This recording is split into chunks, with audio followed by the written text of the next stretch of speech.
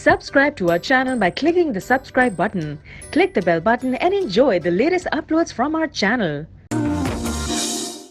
सूरत हाल तो काफी गमगीन है और ये भी देख के ये सब कुछ मैं तन्हा बर्दाश्त कर रहा हूं, किसी से बात नहीं कर सकता। बस एक तू है, तुझे ही बता रहा हूँ। ये साहबजादे कहाँ की तैयारी कर रही है? हाँ वो अब्बा कल नौकरी के लिए जाना ना, उसी के इंटरव्यू की तैयारी कर रहा हूँ। नौकरी? कैसी नौकरी? अरे अब्बा वो अखबार में इश्तिहार आया था, वो पढ़ के हमने राब्ता किया तो उन्होंने इंटरव्यू कॉल कर लिया। मैं अबे हम कौन? अब्बा मैं और टीपू। साथ के मामले पर बहुत सोचा, मुझे एक ही हल नजर आता है। वो क्या अम्मी? मुझे खुद उससे बात करना होगी। लेकिन अम्मी ये तो बहुत रिस्की हो जाएगा।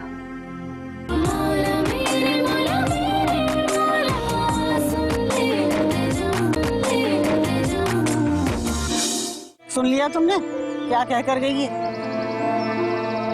अम्मा ठीक ही तो कह रही है, हमें भी अपनी नरगिस से पूछ लेना चाहिए। अरे तो पूछ लो, मैंने कब मना किया है? और तुम्हें बताना भूल गई, मैं जरा उसके यहाँ नसीम के घर जा रही हूँ, उसने गाड़ी भेजी है। पता करो आ गई गाड़ी या नहीं।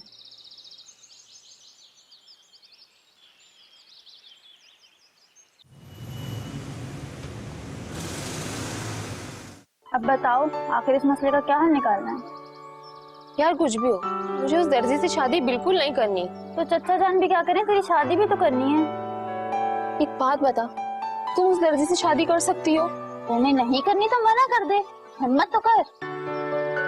मरवाओगी तुम मुझे, वो मुझे जान से मार देंगे। देख तुझे कोई और पसंद है? मुझे बता दे, मैं संभाल लूंगी यार। इस तरह खामोश रहेगी तो पछताती रहेगी। शाबाश बता दे कुछ। वो गली के कोने पे जो लड़का बैठता है ना, वो टीपू? हाँ, उस दर्जी से तो बहुत बेहतर है। लेकिन चचा जान उससे कितना चिढ़ते हैं, और तू भी तो उससे कितना चिढ़ती थी। कुछ भी हो, मुझे उस दर्जी से शादी बिल्कुल नहीं करनी। उसने शादी के हवाले से कोई बात की है? नहीं, मुझसे तो कोई बात नहीं की। तो बात आगे कैसे बढ़ेगी? मुझे नहीं पता, मैं उस दर्जी से शादी बिल्कुल नहीं करूंगी। तुमने बोला था कि मैं सब कुछ संभाल लूंगी, अब मुझे नहीं पता, कुछ भी करूं। मसला तो उलझता जा रहा है। तेरे पास इसका नंबर है?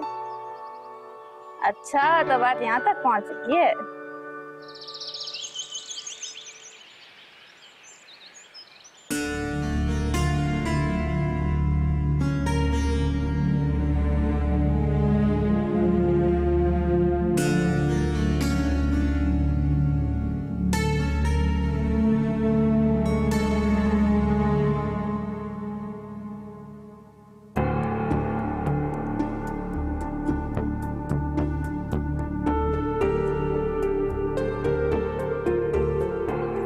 हाँ साथ बेटा, मैं नरगिस की अम्मी बोल रही हूँ। अस्सलाम वालेकुम आंटी, कैसी हैं आप? वालेकुम अस्सलाम, मैं तो बिल्कुल ठीक हूँ। जी आंटी फरमाएं। देखो इस वक्त मैं तुमसे ज्यादा बात नहीं कर सकती, बस जितनी जल्दी हो सके तुम मुझसे मिल लो आके। आंटी मैं थोड़ा मसरूफ हूँ, कुछ वक्त मिलता है तो मैं आता हूँ आपके पास। नहीं बेटा ज्यादा वक्त नहीं है, बस तुम फौरन चले आओ। आंटी फोन पर बता दें तो ठीक रहेगा। नहीं बेटा ये वक्त इन बातों का नहीं है, मैं तुम्हें फोन पे नहीं बता सकती। बस जितनी जल्दी हो सके तुम मेरे पास आ जाओ। आंटी बात क्या है वो तो बता दें मुझे। तुम आओ तो सही, सब पता चल जाएगा। अच्छा लेकिन आज नहीं आ सकूंगा आंटी। ओके बेटा, अगर कोई मजबूरी है तो ठीक है, कल आ जाओ, लेकिन आने से पहले मुझे बता जरूर देना। जी बता दूंगा। अल्लाह हाफ़िज़।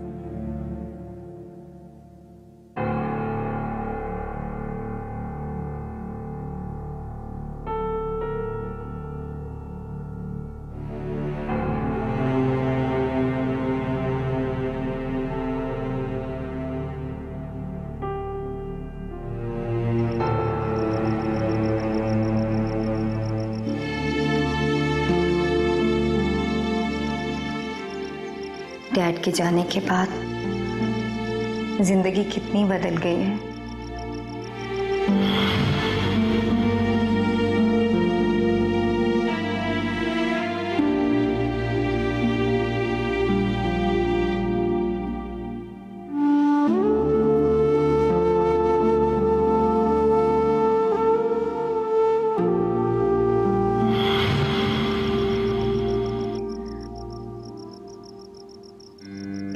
बिल्कुल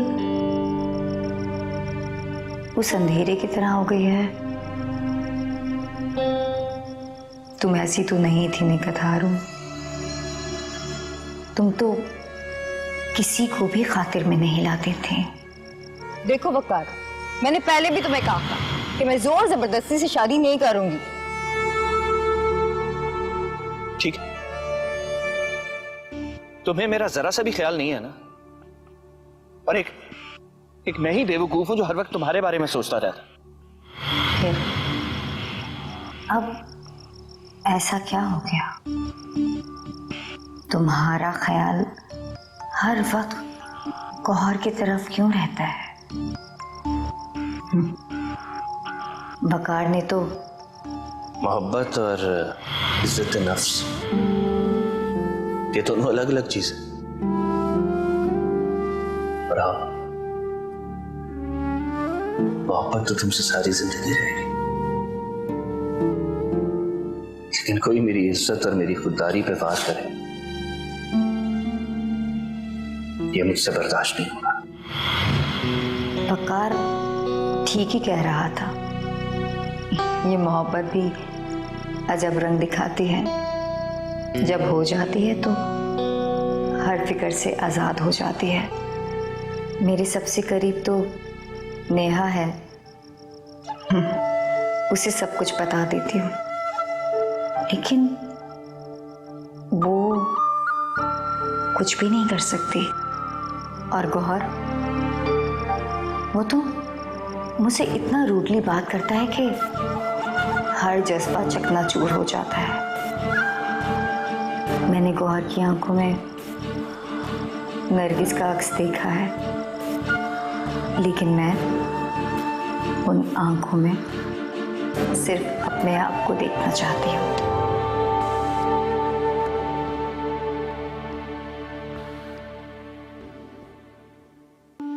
अरे दुल्हन, हमने तो ये सोचा था कि बच्चों को आज़ादी दे देंगे, लेकिन हमें तो बर्बादी बर्बादी नजर आ रही है।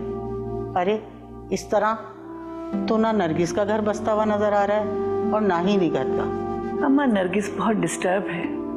आप देखिए, खाना भी ठीक से नहीं खा रही है। तो फिर आखिर चाहती क्या है नरगिस, ये तो बता दो। हम बताते हैं कि नरगिस क्या चाहती है। आपकी नरगिस हमारे गौहर मियां पे डोरे डाल रही है। क्या कहा तूने? है कमबख्त, तेरी जबान में ना जिस सरवते से काट के रख दूंगी। तूने आइंदा मेरी बच्ची का नाम लिया तो ये क्या तू बकवास भौंक रही है? अलमास, आपने तो हद कर दी। हम तो आपको अपने घर का फर्ज समझते थे। अरे तो उसमें कसूर तो तुम्हारे बेटे का है ना, है? उसमें तो तुम्हारा बस चलता नहीं है। सारे मोहल्ले में तुम आंखें दिखाती फिरती हो। क्या कसूर भी गौहर मियां का है? वाह, नहीं भाई नहीं, कसूर तो आपकी नरगिस का भी है। बेटियां तो पैदा कर लेती हो, लेकिन उसकी तरबियत करना भी सीखो। दूसरों के जवान जहां बेटों को फंसाए ना वो लोग। अरे अरे ये क्या क्या कह रही है ये इसको? अरे ये क्या कह? अम्मा, अम्मा, क्या हुआ भैया? अम्मा को? अलमास भाग, ये ना हो कि मन मरा जाए।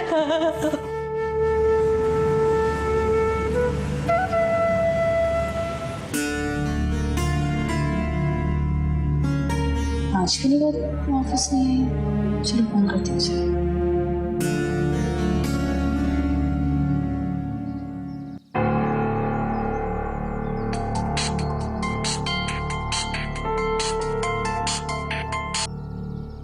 हेलो। हाँ हेलो निगल, कैसी हो यार? तुम आज भी नहीं आई ऑफिस? सब खैरियत तो है ना? हाँ, बस मेरी तबीयत ठीक नहीं है। आजकल उसी प्रोजेक्ट पे काम कर रही हूँ। क्या अब तक उसी प्रोजेक्ट पे काम चल रहा है? घर में बहुत डिस्टरबेंस चल रही है। वकार की वजह से परेशान हो ना? वकार से ज्यादा परेशानी गौहर की तरफ से। यार वो मुझसे सीधे मुंह बात नहीं करता, और तुम तो जानती हो ना कि लड़के मुझसे बात करने के लिए तरसते हैं। देखो, हर मर्द एक जैसा नहीं। ये तो तुम ठीक कह रही हो, वकार को मैंने क्या समझा और वो क्या निकला। क्यों, क्या बुराई है वकार में? मंगेतर होने के साथ साथ वो मेरा कजन भी तो है, लेकिन उसने मुझे यूं नजरअंदाज कर दिया कि देखो ये मकाफात है अमल है। कई मर्तबा ऐसा होता है कि हम किसी को लिफ्ट नहीं कराते और जब हमें कोई लिफ्ट नहीं कराता तो हमें बुरा लग जाता है। तुम्हें उससे बड़ी हमदर्दी है।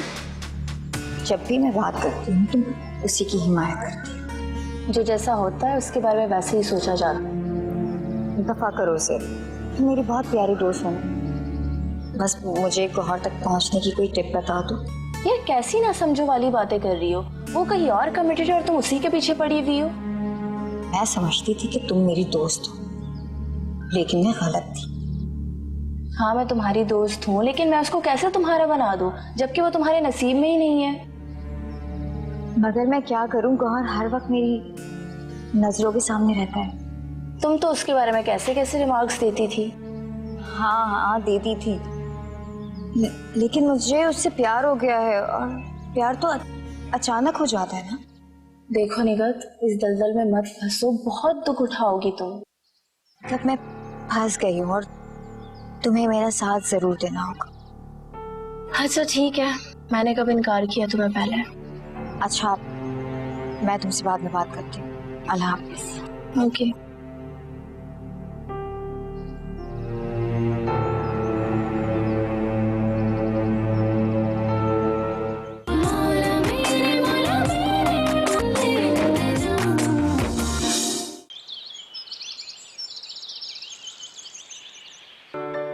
बस अल्लाह से यही दुआ है कि अल्लाह ताला अम्मा जान का साया हमारे सरों पर कायम रखे।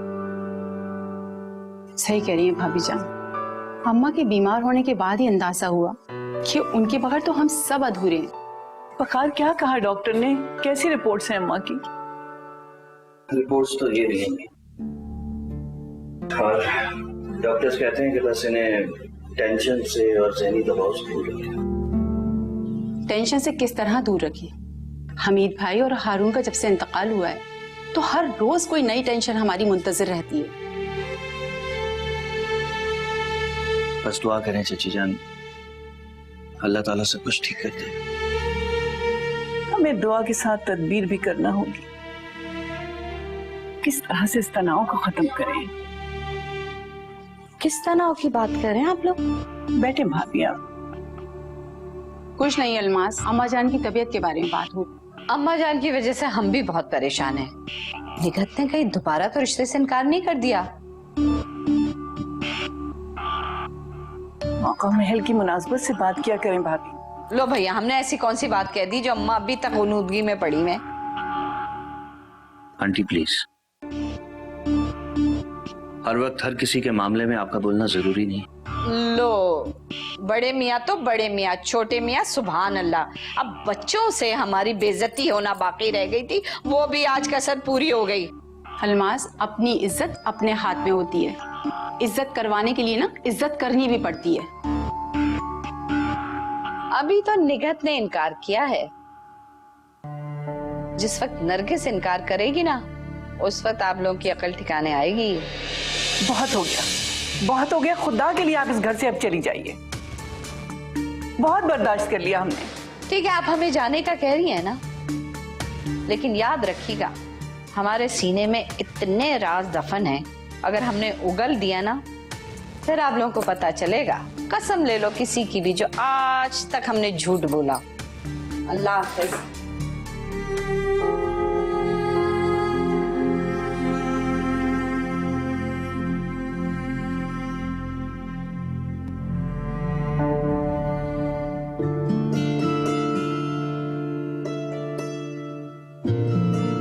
सना, काफी दिनों से एक सवाल मुझे बहुत तंग कर रहा था। कैसा सवाल फैसल?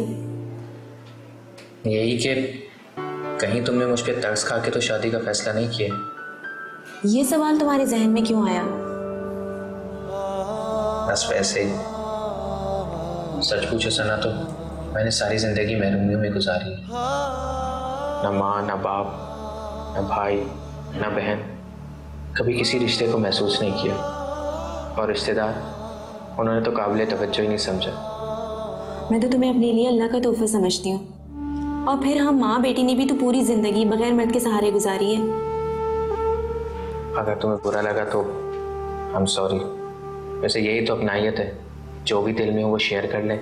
मैं देख रही हूँ कि तुम्हारा ध्यान मरीजों में कम हो गया है। सच कहा तुमने, इसकी भी एक वजह है। कैसी वजह? क्योंकि जनाब अब मैं खुद एक मरीज बन गया हूँ। तुम और मरीज, ये क्या कह रहे हो फैसल? अरे परेशान होने की जरूरत नहीं है, मैं मरीज मोहब्बत की बात कर रहा हूँ, क्योंकि तुम्हारा इश्क चिमट गया मुझसे। अच्छा, तो मेरा इश्क तुम्हें बुरा लगता है, यही कहा ना तुमने? ये तो नहीं कहा मैंने। अभी तो कहा है। अच्छा पापा प्लीज माफ कर दो।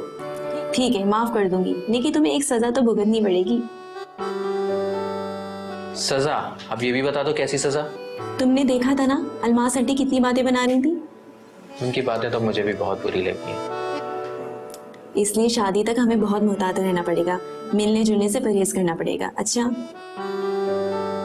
छोड़ो यार, ये भी कोई बात हुई? अब किसी की वजह से हम अपनी खुशियों में क्यों भंग डालें?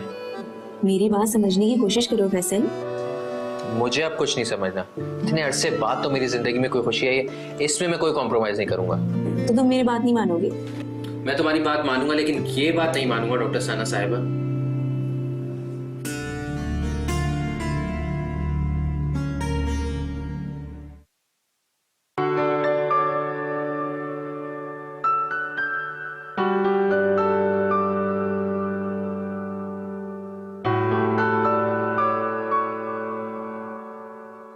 अस्सलाम वालेकुम। वालेकुम अस्सलाम। मैं दादी जान को देखने आया था। दादी जान तो बेहोशी की कैफियत में है। लेकिन इस हालत में तो उन्हें अस्पताल में होना चाहिए। एक्चुअली वो हॉस्पिटल में अनकंफर्टेबल फील करती हैं, और वैसे भी घर पे उनका इलाज अच्छे से हो रहा है। कभी कभी लगता है कि हमारी कहानी अंजाम को पहुंचे बगैर ही खत्म हो जाएगी। गौहर, मायूसी गुनाह है। ठीक कह रही हो, मायूसी गुनाह है, लेकिन उम्मीद की कोई किरण तो हो जिसके रास्ते पे हम चलें और अपनी मंजिल तक पहुंचे। एक उम्मीद की किरण तो है। वो क्या? अम्मी जान, मैंने उन्हें आपके बारे में सब कुछ बता दिया। तुमने आंटी को सब कुछ बता दिया? आयशा के बाद एक अम्मी ही वो हस्ती हैं जिनका वोट हमारे हक में है। न जाने मेरे बारे में क्या सोच रही होंगी। हाँ, मैं भी थोड़ा डर रही थी कि पता नहीं उनका क्या रिएक्शन होगा, लेकिन वो तो आपकी फैन निकली। हाँ, वो कैसे? भाई ये सब सुनते ही उन्होंने कहा कि अगर उनका बस चले ना तो वो फौरन गौहर को अपना दामाद बना ले। जाहिर है, इतना हैंडसम और अक्लमंद दामाद मिल रहा है हमको। अच्छा बस ठीक है। हाँ, अपने मुंह ज्यादा मियाँ मिट्ठू बनने की जरूरत नहीं है। तुमने तो अपनी मोहब्बत के लिए राजदार बना लिया, सोच रहा हूँ मैं भी किसी को राजदार बना लूं। अच्छा, तो किसको सोचा है? वकार को। गौहर, आपका दिमाग खराब हो गया है। वकार भाई पता नहीं क्या सोचेंगे ये सब सुन के। उसकी मेरी अंडरस्टैंडिंग बहुत अच्छी है। वैसे भी मुझसे पूछ चुका है मैं किससे शादी करना चाहता हूँ, तो मैं बता देता हूँ।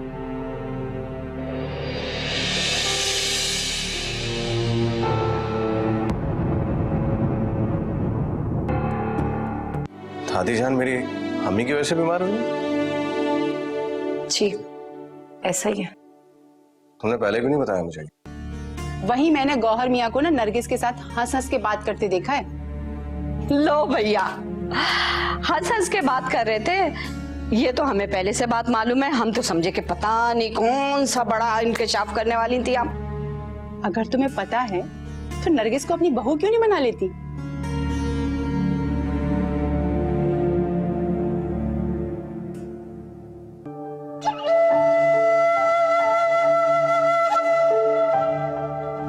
बेटा मैं बहुत शर्मिंदा हूँ, अम्मा ने तुमको घर से निकाल दिया।